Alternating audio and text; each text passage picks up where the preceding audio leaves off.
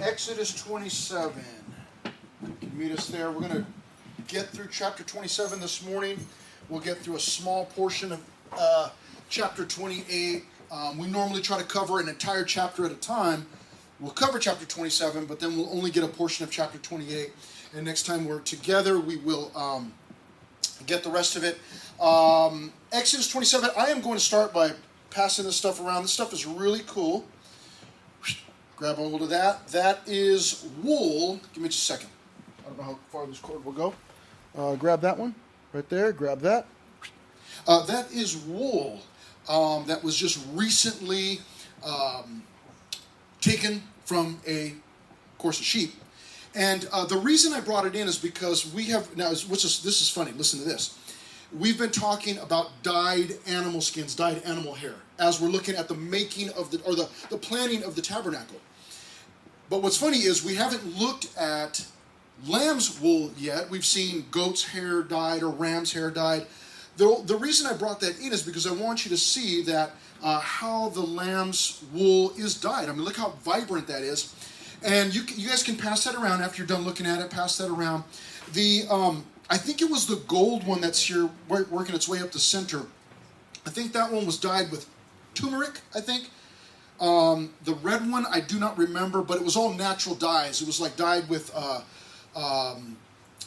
there were lots of different ingredients, but then sometimes they used flowers, different things to dye all of that. So it just gives you a little glimpse into what may, and we'll talk today about threads and yarns and some of those different things as we get into chapter 28. But that gives you just a general idea of what they might have done with some of that, the ram skins or the goat skins or the hair and the different things. They could have done some incredible things, and in fact, that's what God was asking them to do, or commanding them to do, instructing them to do. Do it this way, dye it this color, and we'll see some more of that today. Exodus 27, we are still in this section of Exodus where all of the planning for the tabernacle is taking place. This is a difficult part. This is a difficult section, and the reason is because we can get bogged down or even bored with the things that we're learning, all of this planning. Have any of you in here ever painted your own room? Anybody ever painted their own room? Okay, so some of you have a clue, right? Before the painting begins, what must first take place? The color you want? Good. What else? Got to tape everything. Got to get some plastic going, covering the floors. You got to take maybe some of the, like if you have, of course you have light switches in your room. Maybe take off some of the plates so that you don't paint those. It's all of the preparation work. So when it's time to repaint your room, you may get super excited. We just recently painted the inside of our house. And again, it's, okay, we're choosing the colors and, oh, it's going to look so cool here and we're going to do this and do that and then we'll do these other things. And then begins the preparation work. And for a lot of us, that's where we kind of like, I'm done with this painting thing.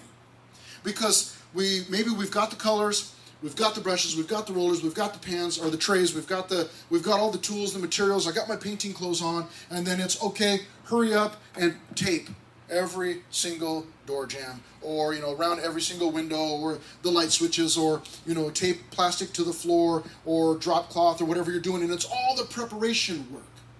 And that excitement, that stirring that maybe you had, and you thought, oh yeah, I'm going to do one wall purple, and I'm going to do one wall, this color and that color. All of a sudden, all of that excitement begins to just nosedive. Because, man, I didn't realize we were going to have 52 days of preparation. Like, why can't we just start painting? And then those of you that have painted, once you got all the prep work done, then you start painting, and it's like, then it goes quick.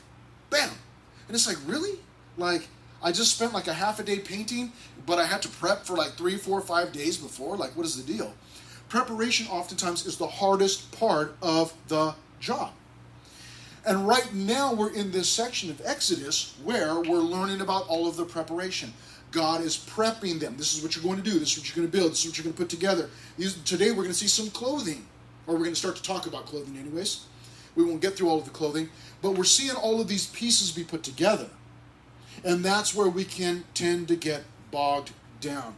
So I've got some videos to share with you. I brought some of that wool so that you could check that out, get an idea, hopefully help to keep you a little bit more engaged. Let's pray. Father, thank you so much for this morning. We are praying that you would help us, please, to learn all that you want us to learn through these chapters. That we would be attentive to your word. That last night's movie wouldn't be more important than this morning's message. Help us, Father, that we would give as much attention to your word as we do other things in our lives. That we would learn from these lessons, going through some of these difficult chapters of just hearing instructions and do this and do that and build these things. But help us to see the beauty in all of it. It's something that you are constructing, and we want to be excited about it. So help us, please. This morning, we pray these things in Jesus' name. Amen. Okay, we're going to do things a little bit different if you're used to being here. And first thing that we're going to look at is constructing the altar. Verse 1, you shall make an altar of acacia wood, 5 cubits long, 5 cubits wide. Cubit was about the distance of your forearm. The altar shall be square, and its height shall be 3 cubits. You shall make its horns on its 4 corners. Its horns shall be of one piece with it, and you shall overlay it with bronze. They're making an altar. It's to be covered in bronze, or you're going to see a video in a moment. It's going to call it brass. That would have been the metal that symbolizes judgment. Okay? Also, you shall make its pans to receive its ashes, and its shovels, and its basins, and its forks, and its fire pans. You shall make all its utensils of bronze. You shall make a grate for it, a network of bronze, and on the network you shall make 4 bronze rings at its 4 corners. You shall put it under the rim of the altar beneath, that the network may be midway up the altar. You shall make poles for the altar, poles of acacia wood, and overlay them with bronze. The poles shall be put in the rings, and the poles shall be on the 2 sides of the altar to bear it. You shall make it hollow with boards, as it was shown you on the mountain, so shall they make it. Now we're going to get a video in just a moment that's going to kind of visualize all of this for you, make it a little bit easier to understand, because I read through that and I'm like, I don't know what you're talking about. What is it supposed to look like? So we'll get a visual. But let me say this.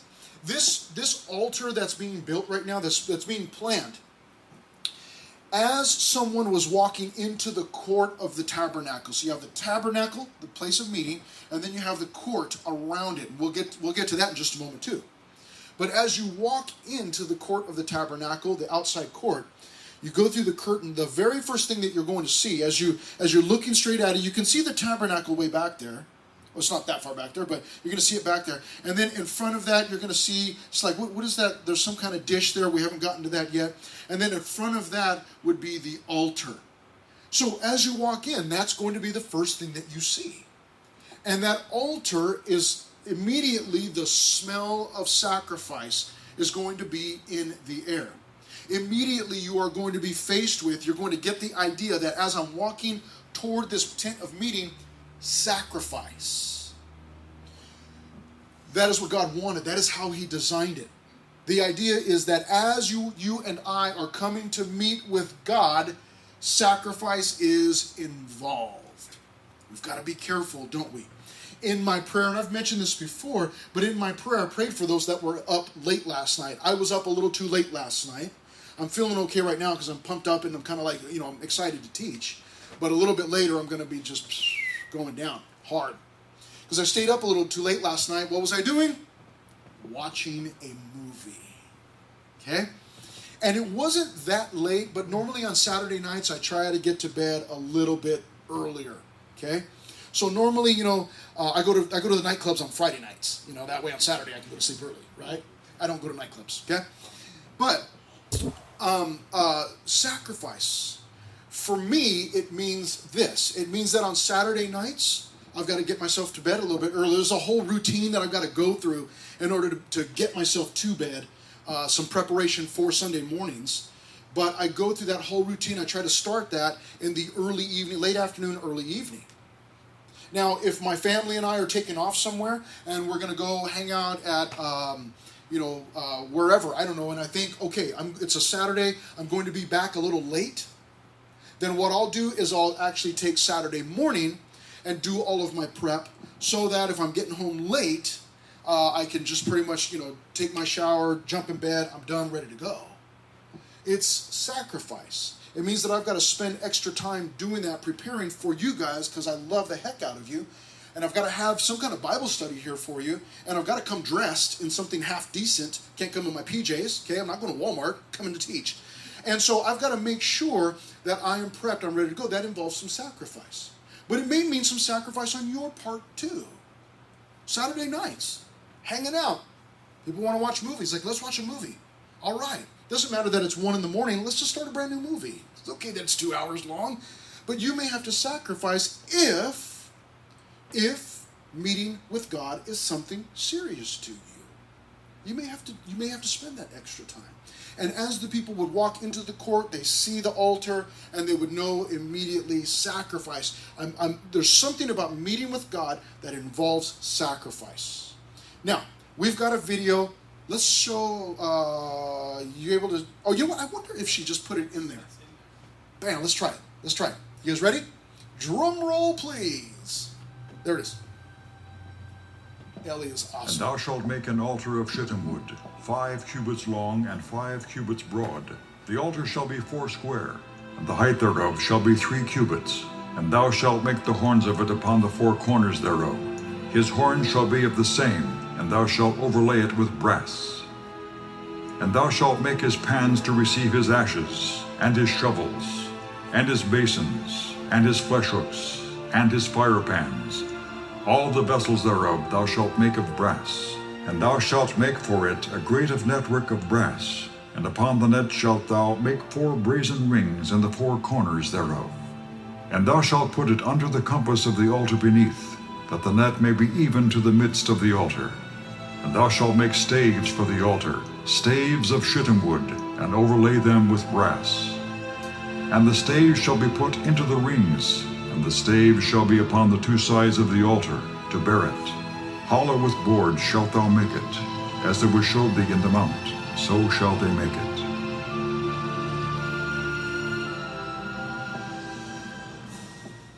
All right, yes? The netting that was in the middle of it? Yes. Wouldn't that break because of the fire? Because of the fire. That's why they would have covered it in all of that brass to keep it from breaking apart, or yeah. Is that what you meant? Like it's constantly it's constantly burning? Yeah. So evidently whatever, what did he said brass, but bronze. Evidently that would have kept it from falling apart, I guess. We'll try it. Let's build one. And try it. Just kidding. Let's not do that. You might want to put me on it. Constructing the altar. Okay, the next thing that we're going to look at, beginning at verse 9 down to 19, is the court of the tabernacle. We're going to look at 2 different things. We're going to look at the court of the tabernacle, and then we will also see the care of the lampstand in a little bit. I'll put that up here. But then we'll get another video to explain these things. But try your best to follow along here. Verse 9. You shall also make the court of the tabernacle for the south side. There shall be hangings for the court made of fine woven linen, 100 cubits long for one side. Now, let me just briefly tell you what he's talking about is, picture a fence around the tabernacle, and he said that it's made of fine woven linen. So this is not like a hard, fast wall. It's not like the border wall between us and Mexico. This is just like a curtain made out of woven linen. Okay? 100 cubits long for one side. Verse 10. And its 20 pillars and their 20 sockets shall be bronze. The hooks of the pillars and their bands shall be silver. Likewise, along the length of the north side, so he's given them specific instructions, there shall be hangings 100 cubits long, with its 20 pillars and their 20 sockets of bronze, and the hooks of the pillars and their bands of silver. You got bronze, you got silver, you got fine linens. Verse 12. And along the width of the court of the west side shall be hangings of 50 cubits, with their 10 pillars and their 10 sockets. The width of the court on the east side shall be 50 cubits. The hangings on one side of the gate shall be 15 cubits, with their 3 pillars and their 3 sockets. And the other side shall be hangings of 15 cubits, with their 3 pillars and their 3 sockets. So we've seen the north, the south, the east, the west side. Now verse 16, the gate, the front of it.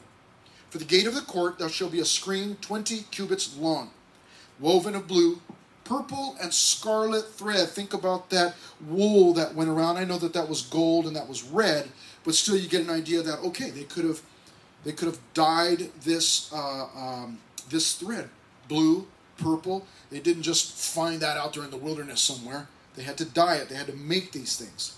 Verse 16, and fine woven linen made by a weaver. It shall have 4 pillars and 4 sockets. All the pillars around the court shall have bands of silver. Their hooks shall be of silver, and their sockets of bronze. So I'm picturing blue, purple, scarlet thread on the front. I'm picturing silver, sockets of bronze, silver hooks, sockets of bronze. All these beautiful colors. Verse 18. Then the length of the court shall be 100 cubits, the width 50 throughout, and the height 5 cubits, made of fine woven linen and its sockets of bronze. All the utensils of the tabernacle for all its service, all its pegs, and all the pegs of the court shall be of bronze. Okay? And we're going to picture that in just, let's do it now. And thou shalt make the court of the tabernacle. For the south side southward there shall be hangings for the court of fine twined linen of 100 cubits long for one side. And the 20 pillars thereof, and their 20 sockets shall be of brass. The hooks of the pillars and their fillets shall be of silver. And likewise for the north side in length there shall be hangings of 100 cubits long, and his 20 pillars and their 20 sockets of brass, the hooks of the pillars and their fillets of silver. And for the breadth of the court on the west side shall be hangings of 50 cubits, their pillars 10, and their sockets 10. And the breadth of the court on the east side eastward shall be 50 cubits. The hangings of one side of the gate shall be 15 cubits, their pillars 3, and their sockets 3.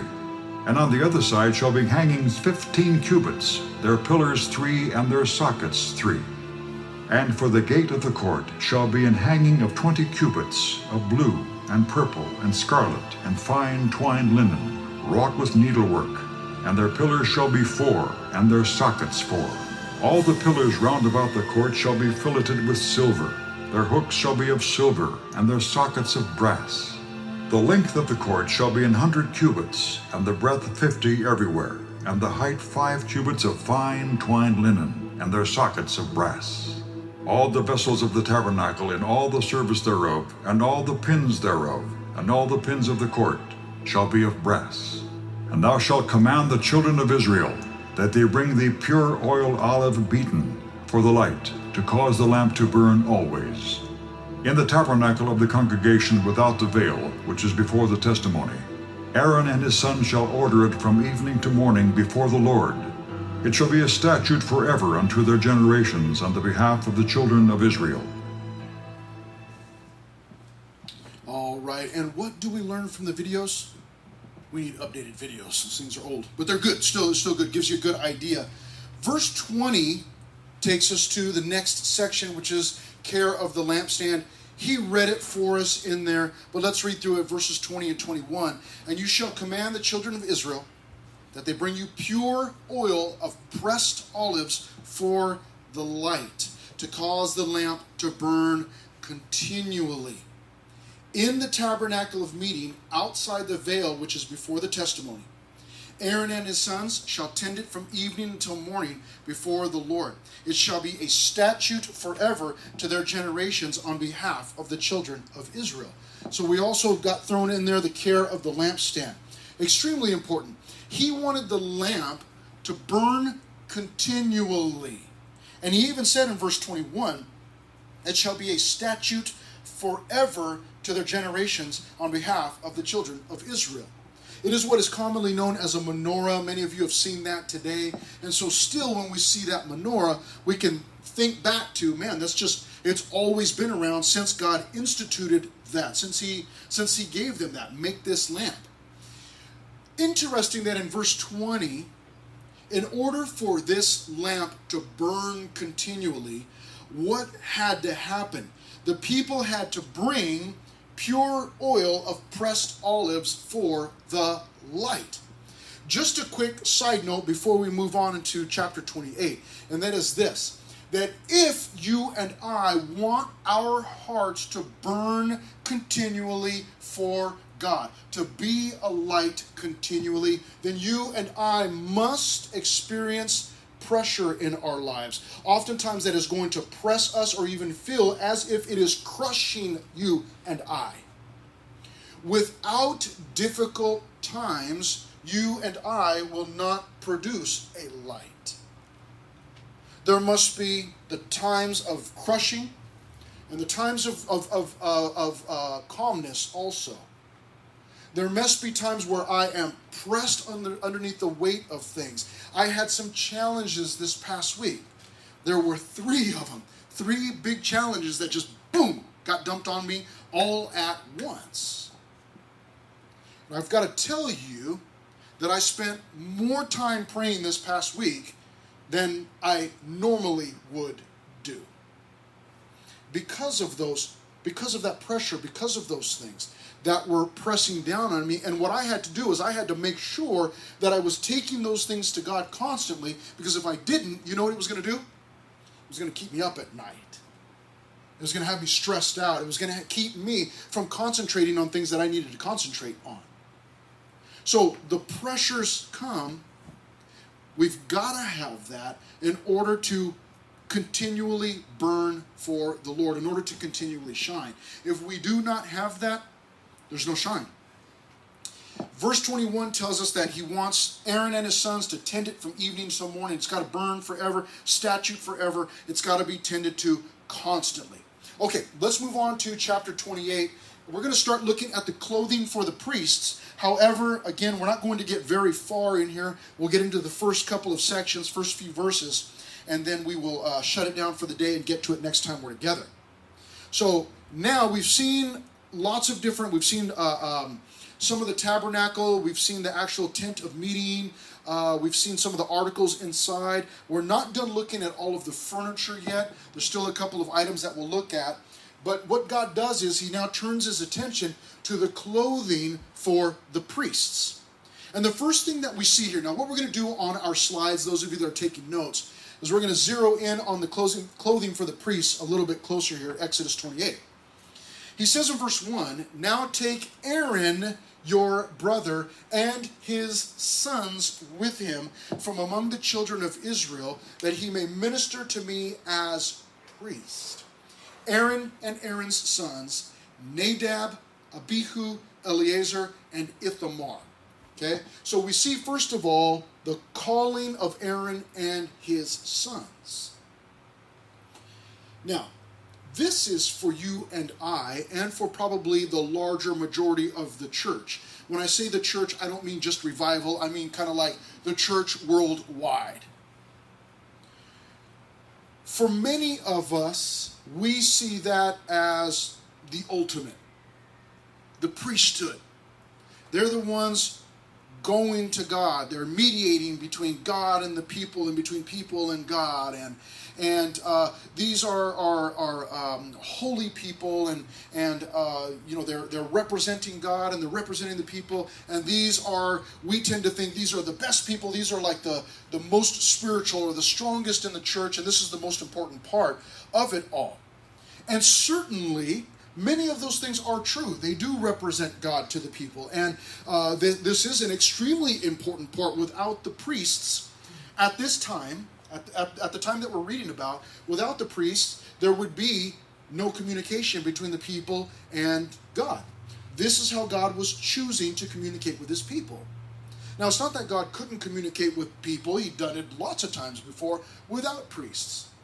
But he's at this point, he's establishing a priesthood and saying, listen, this is how I choose from now on to communicate with you generally. He would still communicate with people, individuals, but this is generally. So without the priests, there would be very little communication between them and God. So it is an extremely important part. But you know what else is important? What else is important is that the priests show up with clothes on. Extremely important, right? You do not want your priest showing up in his chonies, yes or no? Right? Can't have that. Other religions at the time did have nakedness involved in their priesthood, in their worship, in their sacrifice, in their religion. So God is about to do something that not everyone practiced at the time. That was not normal to everyone. Verse 2, and you shall make holy garments for Aaron your brother for glory and for beauty.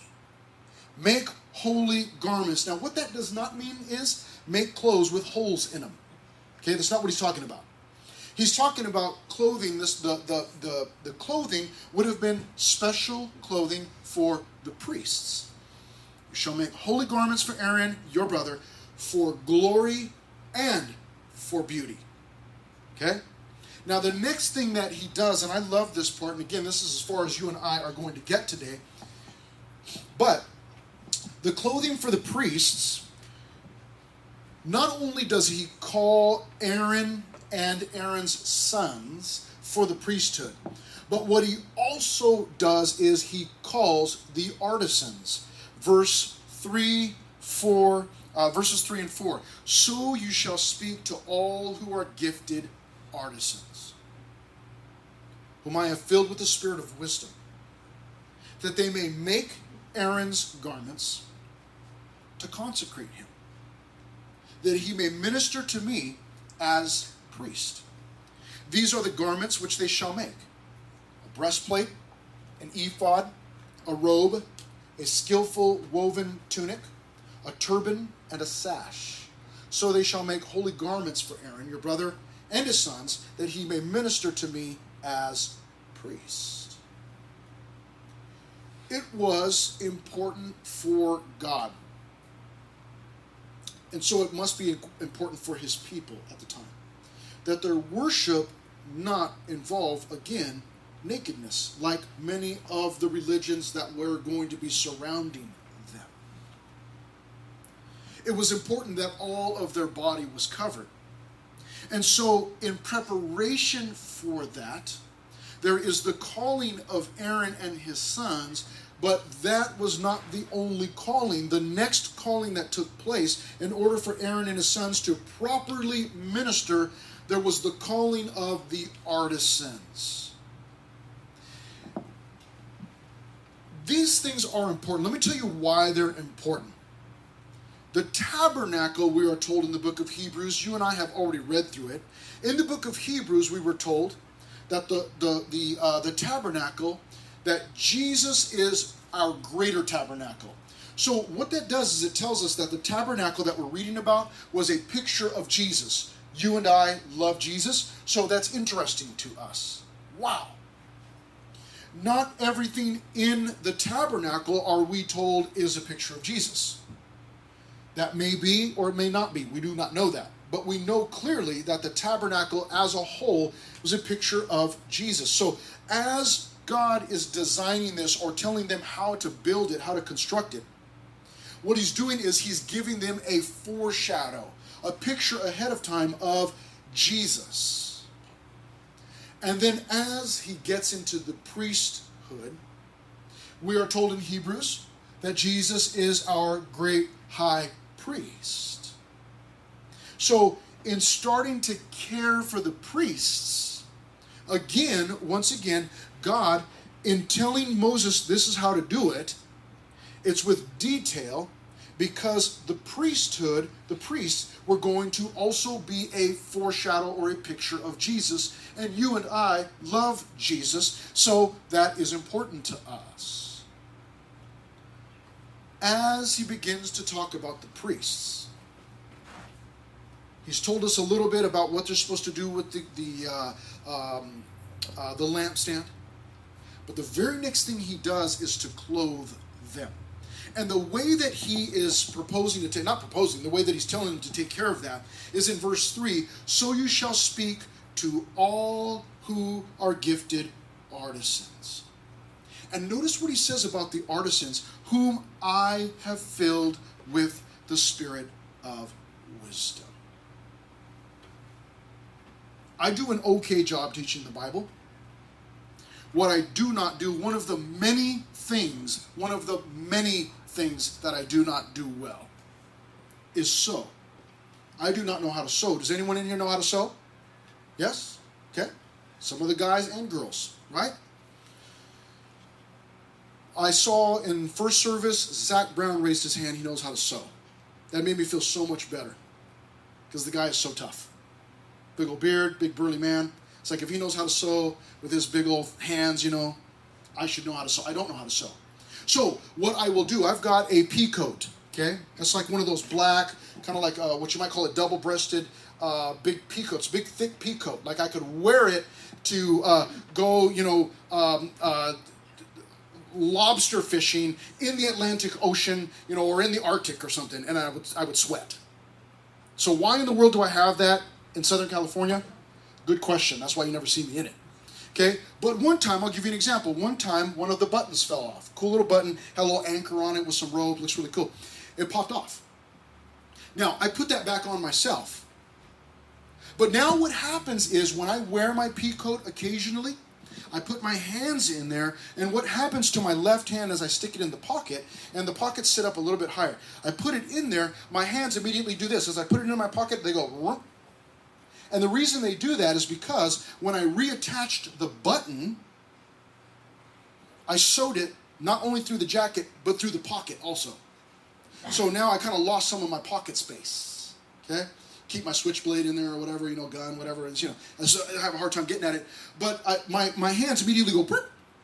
Now, why is that? That is because I couldn't care less.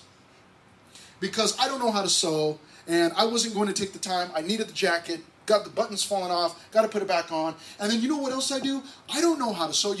Those of you that do not know how to sew, you may not know this. There is a proper way to put a button on. And some of the people in here know that. I know that, but I don't know how to do it. So you know what I do? I do this. I grab a bunch of thread, like, right? Get into my wife's sewing kit, get the roll and use up like half of it. Then she's got to sew something. It's like, where'd all my thread go? I get too much thread, and then I put the button on. I'll do the same thing with my shirts. Sometimes the shirts will fall off of the buttons will fall off of my shirt. Okay, it's like time for a new shirt. No, just put the button back on. Okay, and then sometimes I'm putting the button back on, and if I can't find the correct color thread, it's like, oh well, I need the buttons. You just grab whatever thread's in there. Okay, except for pink. I don't do pink. Okay. So what I did with this button is I just grab grab too much thread, and then I put it through the button, those little 4 little holes on there, and then I just go, I go through the material, and I just go out like 100 times. I don't know if you knew this either, but when you put a button on, whenever you're sewing, there's supposed to be a special little knot at the end to keep it from coming out. Just wrap it through 100 times, and guess what? It doesn't come out. Now the button's stuck on there. It'll last through the apocalypse. It stays. It looks fine. You would never know. Now, if you ever see me in it, you're going to come stick your hand in there and be like, hurt my fingers. But that's what I do. I do not have that gift, but I want you to see something here in verse 3. What did all that madness mean? It means this in verse 3. So you shall speak to all who are gifted artisans. Where did these gifted artisans get the gift from? Does anybody want to take a wild guess? What do you think, Melissa? God. From God. Because in the very next section, what does he say in verse 3? Whom I have filled with the spirit of wisdom.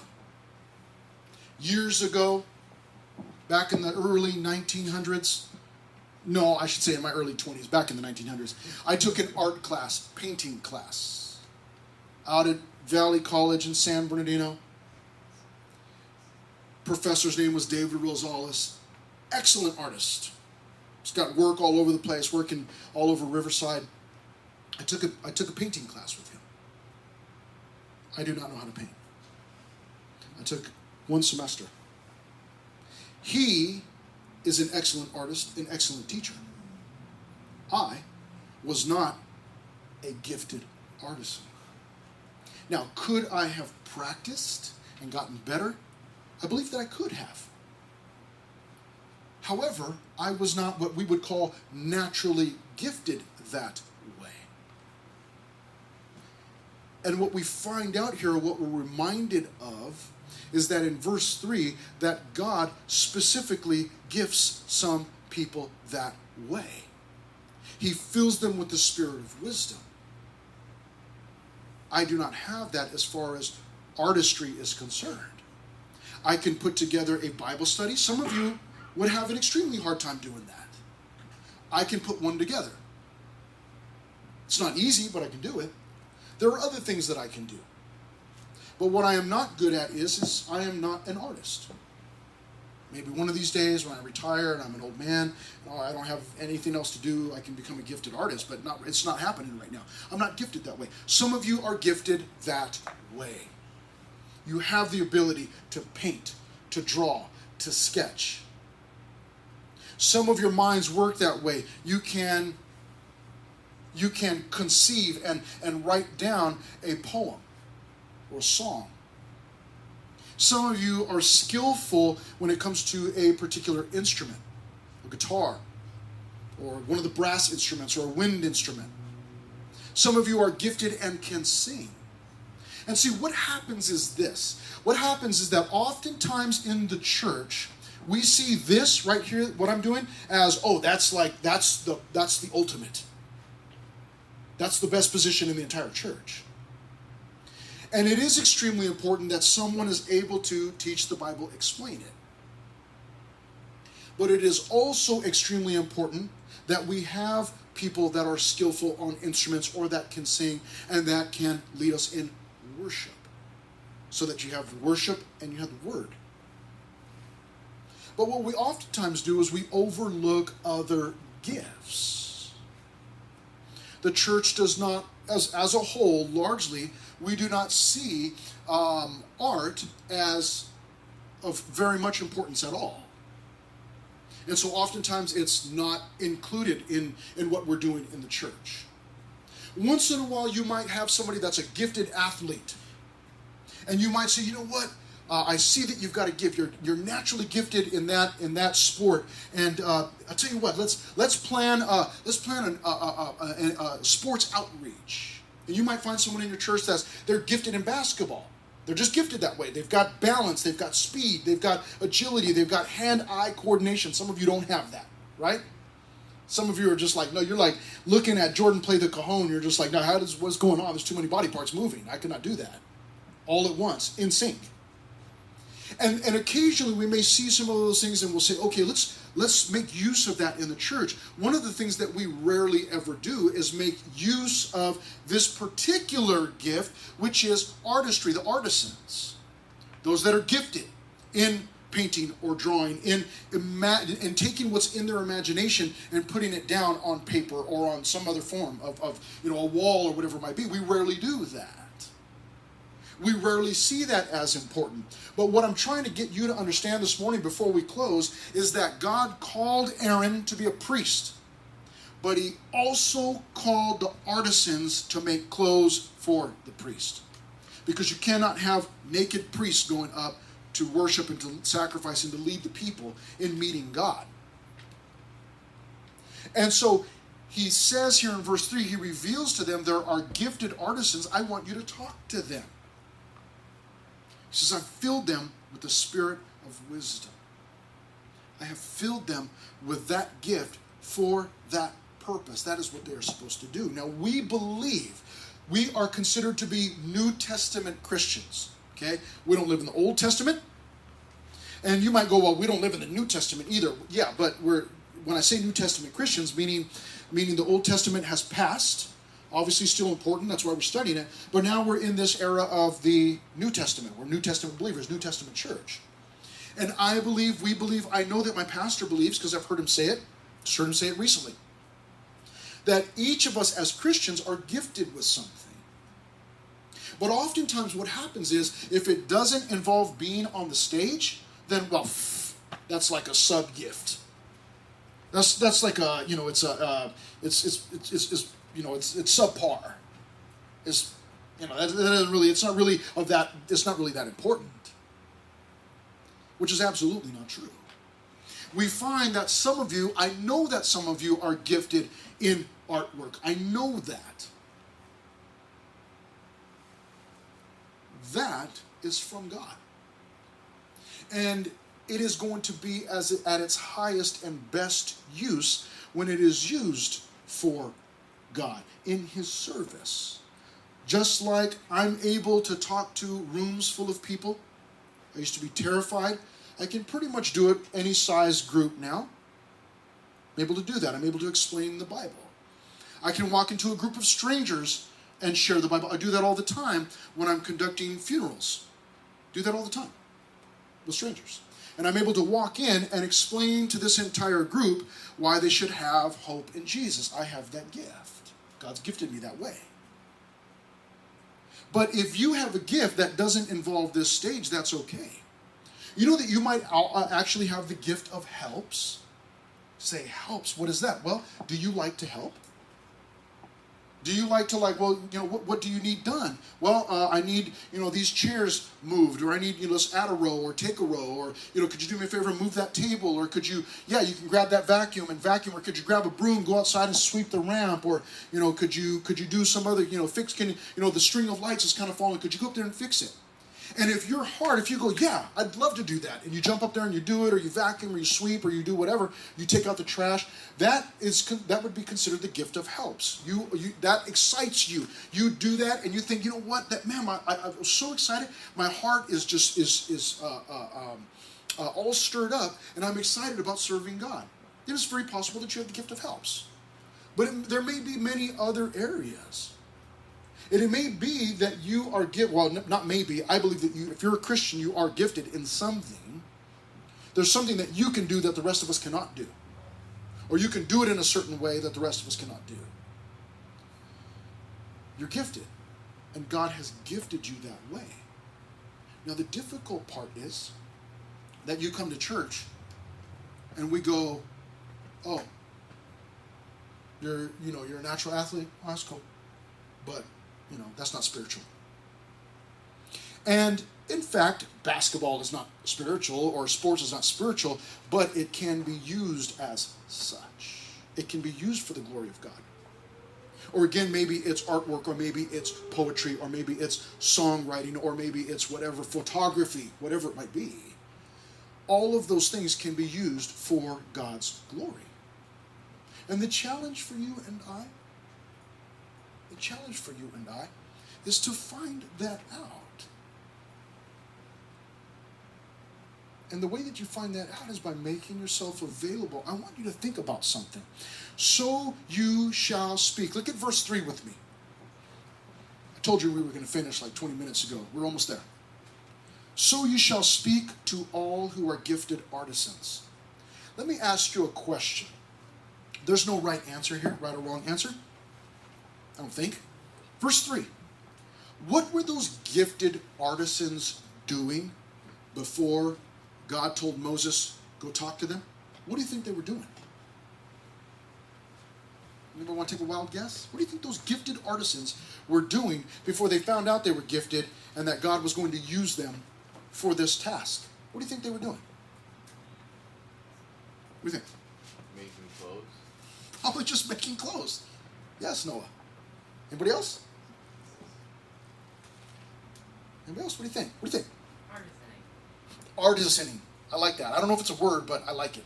We get the point. Artisaning. They were, whatever craft they would normally do, that's what they were doing. And then what happened? Then God came at a specific time and said, Moses, go talk to these people, and they got called out. So for many of us, you may be thinking, well, I don't know what my gift is yet. Well, listen. I heard a quote a long time ago that challenged me in a very good way and helped me to kind of get focused as far as direction for life and what I'm supposed to be doing. It said, I'm going to butcher it, but let me see if I can remember. Don't do what the world needs. Do what makes you come alive. What the world needs is people who have come alive. What is it that excites your heart? What kind of activity is it that you do, whether it be a sport or some form of art or something else? public speaking, whatever it might be, music, whatever it is. What do you do that stirs your heart up, that excites you? It is very possible that that is how you have been gifted. And then what you want to do is make yourself available to God and say, you know what, God, this really excites me, and I'm here if you want to use me. If you're an athlete and you think, man, we should do like a sports outreach, fantastic, let's talk. Or maybe you really like basketball and you're like, hey, let's get everybody together to play basketball. Great, let's talk. So whatever it is that you're doing, do your best to do it well. And then wait, pray. Look for opportunities. A good way to find out what it is that you're gifted in is to come to one of the leaders and say, hey, do you guys need help with anything? And we might say, yeah, I need you to take out the trash. And you might go, I don't think that's my gift.